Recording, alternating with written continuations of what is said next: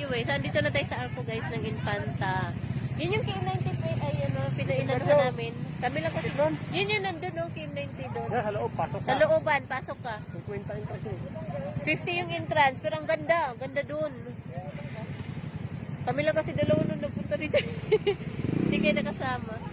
So, ayan na. So, alas na tayo. Daan lang kami.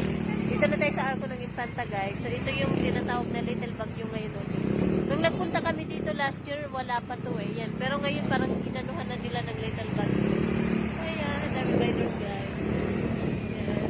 Yan na yun, KM90. Ayan yun siya guys, yung KM90. Sa video ko sa Reels ko dati. Ayan o, doon kami sa taas na